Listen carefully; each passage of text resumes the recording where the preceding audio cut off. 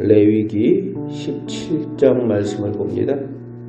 과거에 1차 대전, 2차 대전 때는 잠수함 기술이 지금처럼 발달하지 않아서 밀폐된 잠수함 내부에 산소가 언제 고갈될지 아는 것이 사느냐 죽느냐 생존의 핵심이었습니다. 그래서 그 당시에는 해군들이 잠수함에 반드시 가지고 타는 것이 있었는데 그게 뭐였는가 하면 토끼였어요. 토끼를 태웠습니다.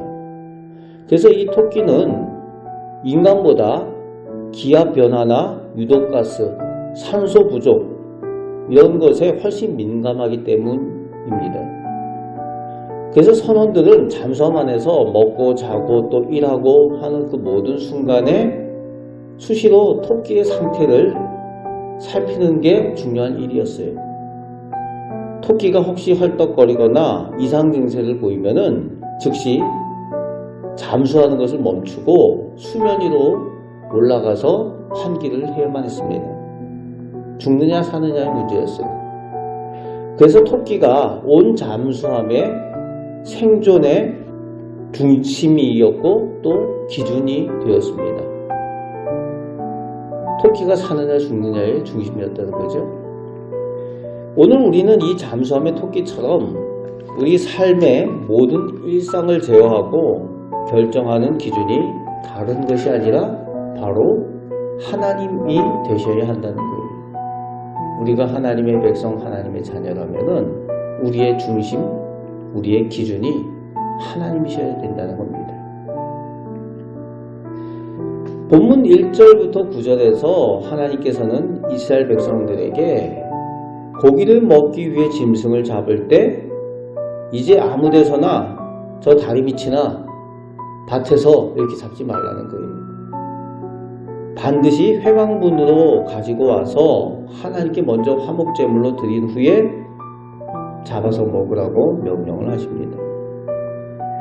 또한 육체의 생명은 피에 있다라고 하시며 어떤 피든지 절대로 먹지 말라고 엄히 경고하신 내용이 또 후반절에 나오고 있습니다. 당시 광야에서 고기를 먹는 것은 아주 특별한 잔치였습니다.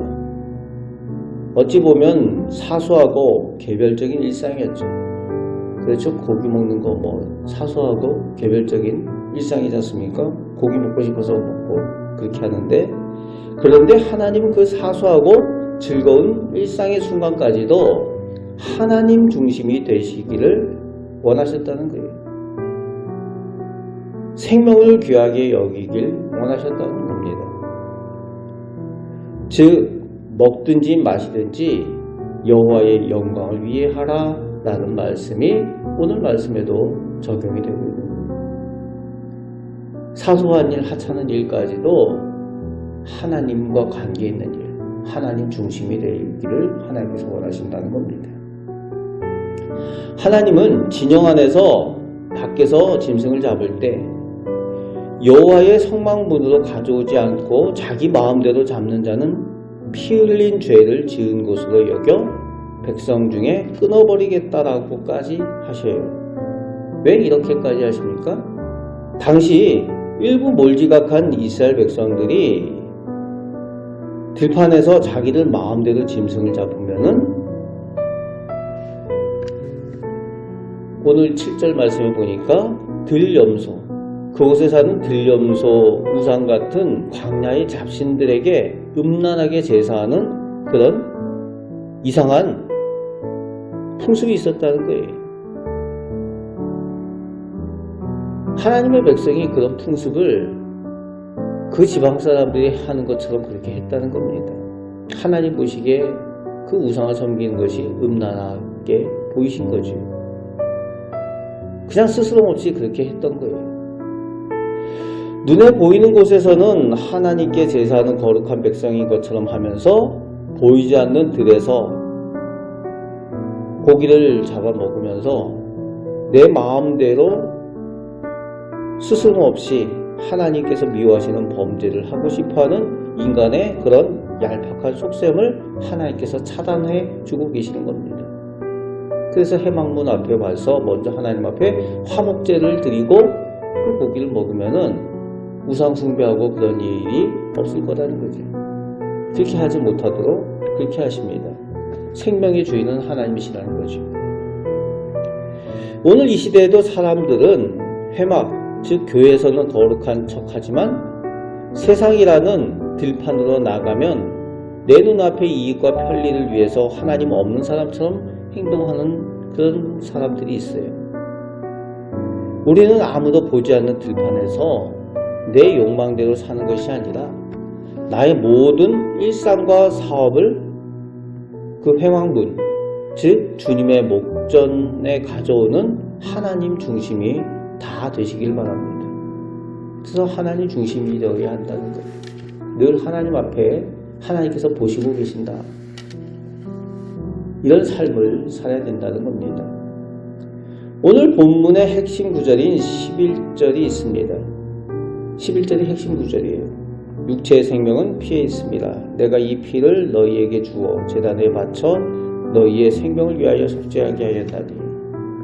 생명을 귀하게 여기라고 하시는 겁니다. 하나님이 피를 먹지 말라고 하신 이유는 피가 곧 생명이기 때문입니다. 그 생명의 주권이 오직 하나님께 있기 때문이에요. 그러니까 짐승 하나도 잡는 것, 피 흘리는 것, 그것마저도 주인이 하나님이시라는 겁니다. 또한 그 피는 인간의 죄를 덮는 거룩한 속죄 도구였습니다. 그러므로 생명을 경홀히 여기거나 타인의 피를 흘려 내 이익을 채우는 그런 행위는 하나님의 주권을 침해하는 무서운 죄라는 거예요. 그래서 다른 사람이나 또 다른 생명에 대해서 함부로 해서는 안 된다는 겁니다. 그래서 함부로 전쟁을 일으키는 그런 사람은 하나님 앞에서 반드시 그 대가를 치르는 심판을 당하게 될 거예요. 우리가 잘 아는 알버트 슈바이처 박사라는 분이 있죠. 아프리카 가봉의 람바레네에서 평생을 바쳐 의료 선교를 했던 분입니다. 그분이 가지고 있는 유명한 일화가 있어요. 어느 날 이 슈바이처 박사가 노란 대나무로 지어진 병원 테라스에서 글을 쓰고 있는데 시끄럽게 왱왱거리면서 손등에 앉아 피를 빠는 모기가 있었다는 겁니다. 보통 사람 같으면 단번에 내리쳐서 죽였을 텐데 이 슈바이처 박사는 가만히 이 모기가 피를 다 빨고 날아갈 때까지 기다려 주었다는 겁니다. 그런데 동료 의사가 그 곁에서 그걸 보고 있었어요. 그러면서 의아해서 묻습니다. 박사님, 왜 말라리아를 옮길지도 모르는 그 모기를 죽이지 않습니까? 그렇게 묻자 이 슈바이처 박사가 빙그레 웃으면서 이렇게 말했다는 거예요. 이 작은 곤충도 살려고 피를 빠는 것인데 내가 내 손으로 생명을 끊고 싶지 않았네. 생명은 그 자체로 하나님이 주신 신비라네. 이렇게 얘기했다는 그 일화가 있습니다. 우리 상식으로는 이해가 안 되죠? 모기를 살려서 보내다니. 그죠? 반드시 모기가 나타나면은 색출해서 처단해야 되고 전기로 지져서라도 죽여야 직성이 풀리는데 모기를 그렇게 했다는 겁니다. 그만큼 이 슈바이처 박사가 생명에 대해서 귀하게 여겼다는 거예요. 이 슈바이처 박사가 평생 외친 생명 경외의 사상이 바로 오늘 레위기 17장에서 나오는 내용입니다. 이 하나님의 말씀, 레위기 17장 생명을 귀하게 여기시는 하나님의 이 말씀에서 그 내용이 나왔다는 거예요. 오늘 우리가 사는 세상은 어떻습니까? 돈 때문에 사람을 해치고 내 성공을 위해서 타인의 가슴에 피눈물 흘리게 하는 일들이 너무 쉽게 일어나는 것이 우리가 사는 세상입니다. 하나님 자녀인 우리는 달라야 됩니다. 생명을 천하보다 귀하게 여기시는 하나님의 마음을 우리가 품어야 됩니다. 그래서 내 주변의 이웃과 연약한 이들의 생명을 존중하고 오히려 살려내는 성도가 다 되시길 바랍니다. 우리가 오늘 하루도 살면서 회막문, 즉 하나님 앞에서 살아가는 호람데오의 예배자가 다 되시길 바랍니다. 그리고 예수님처럼 내 주변의 사람들을 살리고 격려하면서 생명을 존중하는 그런 삶을 살아가시는 우리 복된 성도들 꼭 되시길 바랍니다. 그래서 우리 모습을 통해 예수님의 보혈의 은혜와 사랑이 나타나는 거룩한 백성들로 오늘도 승리하며 사시는 우리 복된 하나님의 자녀 다 되시기를 주님의 말씀으로 축복합니다. 아멘. 기도하겠습니다.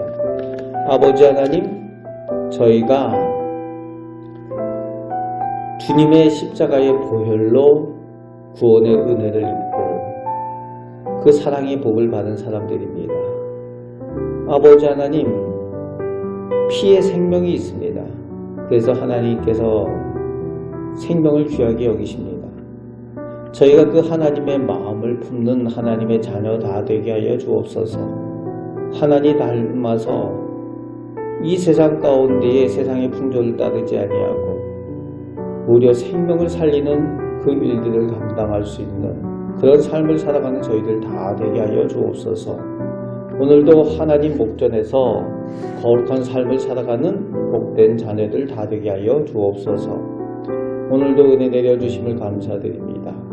기도할 때에 하나님께서 저희의 기도를 들으시는 줄 믿습니다. 하나님, 저희에게 은혜 내려주시고 저희에게 영육간의 강건함 허락하여 주옵소서. 우리를 사랑하시는 예수 그리스도의 이름으로 기도합나이다. 아멘.